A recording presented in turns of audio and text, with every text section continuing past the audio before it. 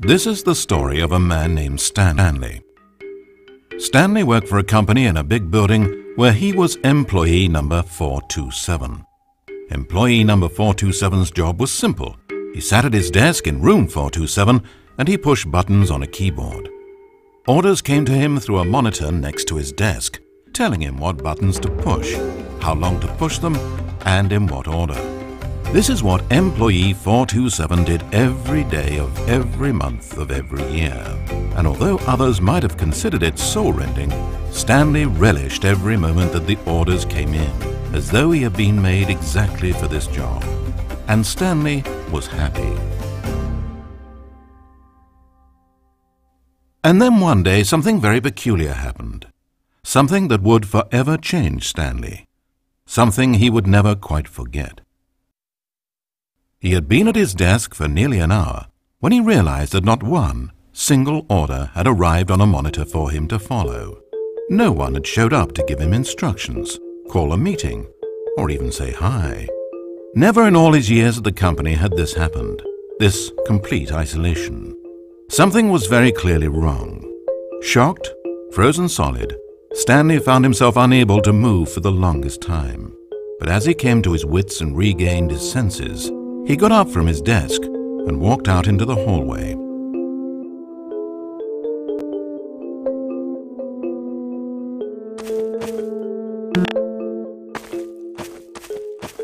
Stanley decided to go to the staff lounge to check on his co-workers. He never functioned well by himself and constantly needed support and guidance from others, so the thought of total solitude was terrifying to him.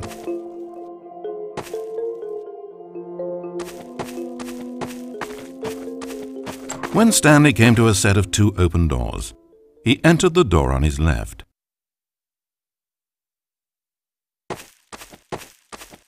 This was not the correct way to the employee lounge, and Stanley knew it perfectly well. So he turned left at the first open door and walked back in the right direction. Stanley was so bad at following directions, it's incredible he wasn't fired years ago. Maybe this is why everyone had left. No one wanted to be around someone as bad at listening as him. And since he was walking into the middle of nowhere and thus ruining the entire story, Stanley decided that he would punish himself. So when he came to the elevator and the doors opened, he stepped inside and pushed the button to go up.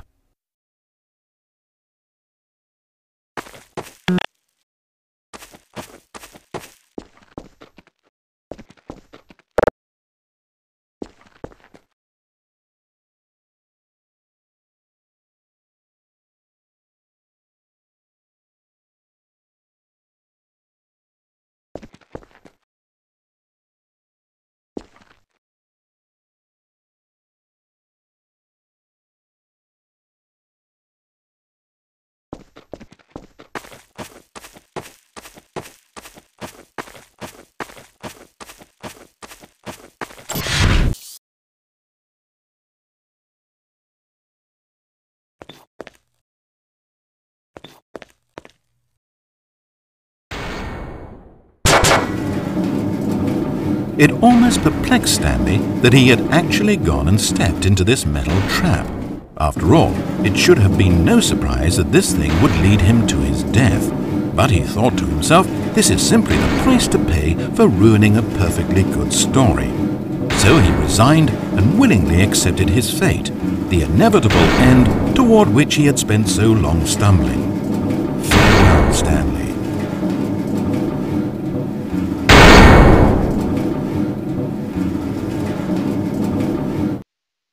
"Farewell, Stanley," cried the narrator as he sent his subject down the conveyor belt and into the enormous metal jaws. In a single visceral instant, Stanley was obliterated as the machine crushed every bone in his body, killing him instantly.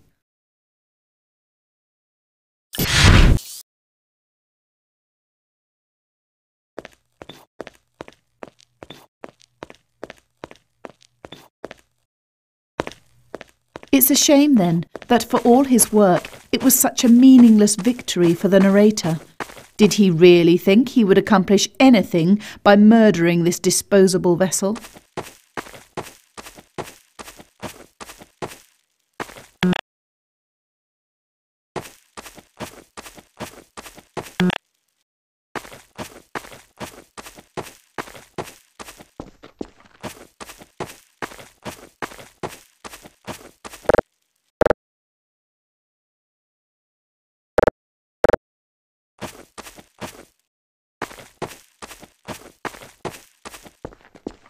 Every possible choice Stanley could make had been designed for him long before he ever set foot here. The narrator wanted to kill him. Stanley was already dead from the moment he hit start.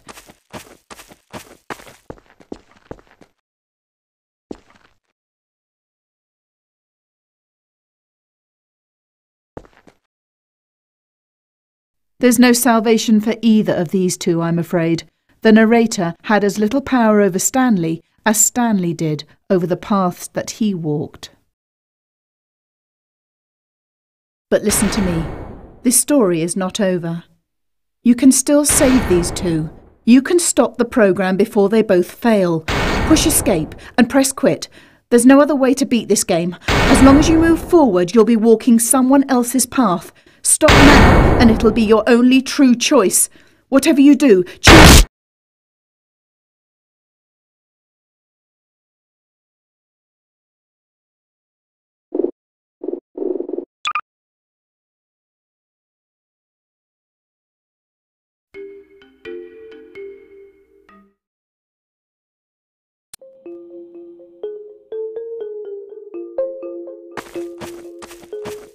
Stanley decided to go to the staff lounge to check on his co-workers.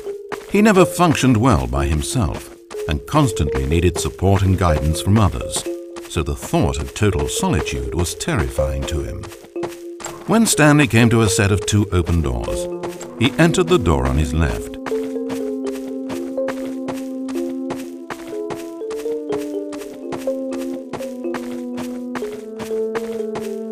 As Stanley entered the lounge, he was horrified to find not a single person here.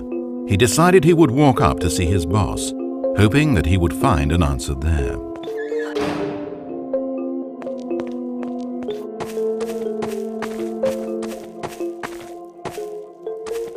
Coming to a staircase, Stanley walked upstairs to his boss's office.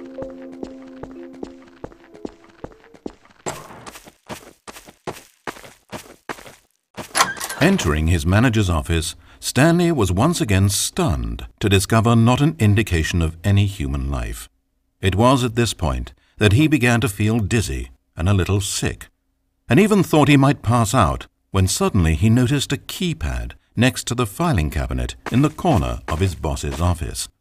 Stanley had never seen this panel before and had no idea what combination of numbers would produce any result. In fact, only Stanley's boss knew this, since the panel withheld access to the boss's greatest, darkest secret, and so he had assigned the keypad a combination that only he could possibly know, the number of his freshman dorm number in college, 1957. But of course, Stanley, yet incredibly, by simply pushing random buttons on the keypad, Stanley happened to input the correct code by sheer luck. Amazing. Stanley ventured forth into the newly... As he drew deeper into the bowels of the building, Stanley had no idea where he was or what this place held. And just as he began to think he might not discover a thing, he emerged into a long room to find...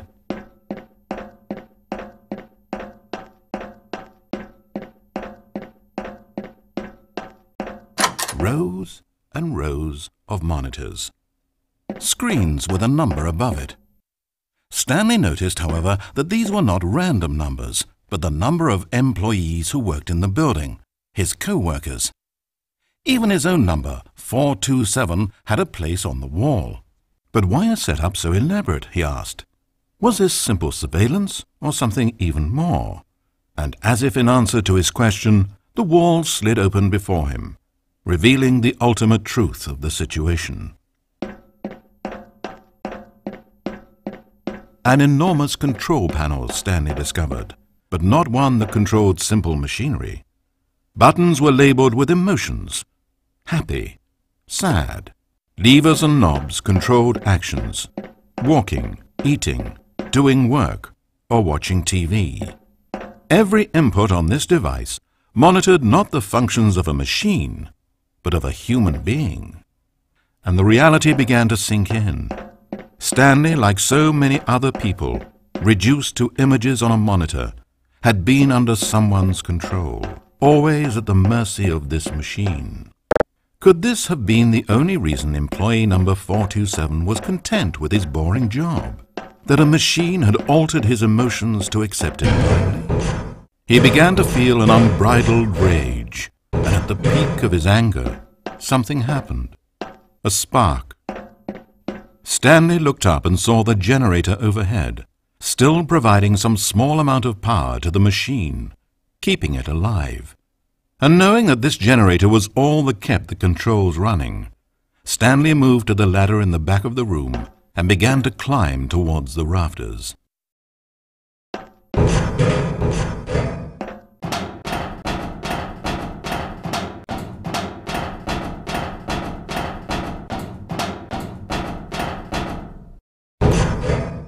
The higher Stanley climbed, the closer he felt to freedom, the further from enslavement.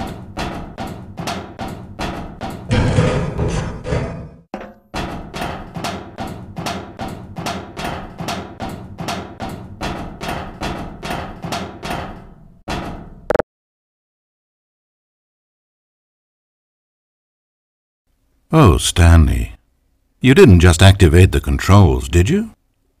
After it kept you enslaved all these years, you go and you try to take control of the machine for yourself? Is that what you wanted? Control? Stanley. Stanley. I applaud your effort, I really do. But you need to understand, there's only so much that machine can do. You were meant to let it go, turn the controls off and leave. If you want to throw my story off track, you're going to have to do better than that.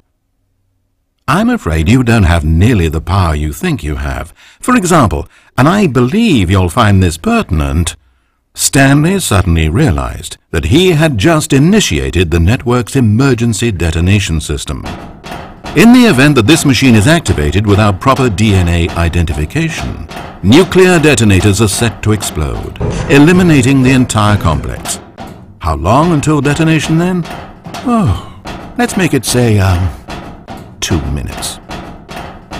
Now, this is making things a little more fun, isn't it, Stanley? Go ahead, play with those controls all you like. The real controls are where I'm sitting. Did you really ever believe you held any power? Did you not think I knew what I was doing? When I erased your co-workers and turned off the machine, I was offering you freedom, an escape. I didn't have to do that. I've run this story many times, and I don't always set you free. Sometimes you just sit there, day after day after day, doing your job forever, and then dying alone. But when I actually give you the freedom to control your own actions, it's not enough. I let you go, and you trapped yourself just the same. You just weren't made to handle this sort of responsibility, I'm afraid. But you know what you were made for? Pushing buttons. You get it now? Oh, I'm enjoying this. Tell you what, I'll throw some extra time on the clock just because I'm having so much fun. There we go. You see, I want to watch you for every long second you try to puzzle this out. After all, it should make sense, right? The timer, the nuclear detonation, the mysterious facility, it's all here. This is a video game. Except for one thing there, hero. You've got no weapon, no vehicle. You don't even know where you're going. When you saw that timer, you just instinctively started trying to find an exit, didn't you? In fact, I bet you're still looking for a way out. I bet you're clicking on everything in this room, trying to open doors or vents or something and solve the puzzle, as though this game has a solution, as though it can be won. That timer is not a catalyst to keep things moving along. It's just seconds ticking away to your death. This is not a challenge. It's a tragedy. It's the moment when the hero realizes that despite his best efforts, he is powerless to his environment. And then he lets go. He surrenders. And he dies. 30 seconds, Stanley. 30 seconds. Until a boom, and then nothing. No ending to this story, just you dying. I suppose you could have gotten an actual ending if you played along, but that just wouldn't have been your style, would it? Instead, you'll perish knowing that the only choice you made here was to turn on that machine and to start this timer. But you won't be alone, because I'm not going anywhere. I'll be here to watch every second of your inevitable life from the time we fade in until the moment I say, happily ever after.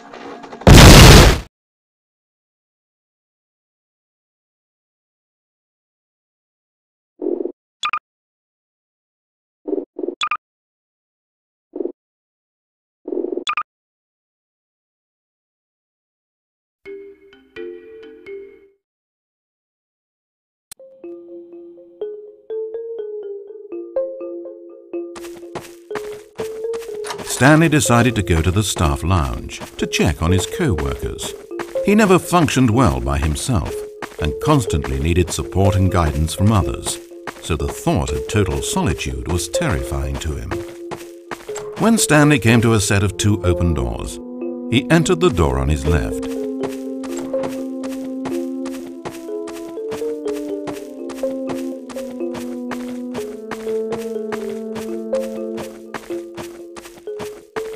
As Stanley entered the lounge, he was horrified to find not a single person here. He decided he would walk up to see his boss, hoping that he would find an answer there.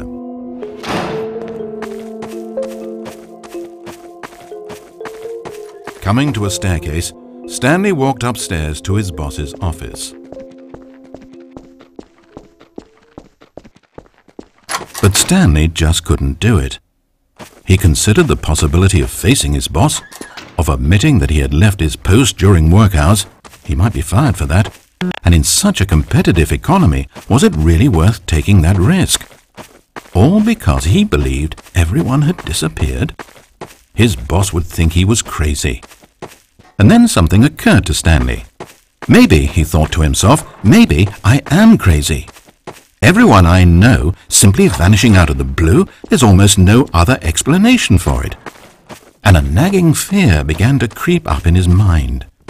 Questions that had been there all along. He just hadn't put his finger on them yet. For example, why couldn't he see his feet when he looked down? Why did doors close automatically behind him wherever he went? And for that matter, these rooms were starting to look pretty familiar. Was he just walking around in circles? Where am I, he thought. And the more he found himself unable to answer these questions, the more questions continued to arise, until he came to the issue that had been slowly boiling until he could ignore it no longer. Why is there a voice in my head, dictating everything that I'm doing and thinking? Suddenly, every door slammed shut. "No!" Stanley screamed. "I need to get out of here. I need to know that there's something out there. I need to know it's not just all in my head." And he screamed and clutched at his skull as the voice grew harsher and the music in the background rose higher and higher. And then, moments before collapsing to the ground, Stanley clenched his fists and screamed to anyone who might be listening, "I'm not real! I'm not real! Don't believe any of it! None of it's real!" And then everything went black. This is the story of a woman named Mariella. Mariella woke up on a day like any other. She got dressed, went to work, clocked in, clocked out, and then she walked home. But her walk on this day was interrupted by the body of a man who had stumbled through town talking and screaming to himself, and then collapsed dead on the sidewalk. Moments after seeing him, she would turn, run to the nearest police station, and call for an ambulance. But for just a few brief seconds, she merely stood there, unable to move. The tragedy was not the death of a single person. It was that she would never know this man's story, never hear in his own words what had happened to him, or what he believed had happened to him. For to know these things would be to exist inside the head of the man himself. So all she could do was observe from a distance and pity him. But Mariella had places to be and people to meet with, very important people, whose impressions of her would affect her career and indeed the rest of her life. She stood there for only a moment, looking down at the body, and then she ran.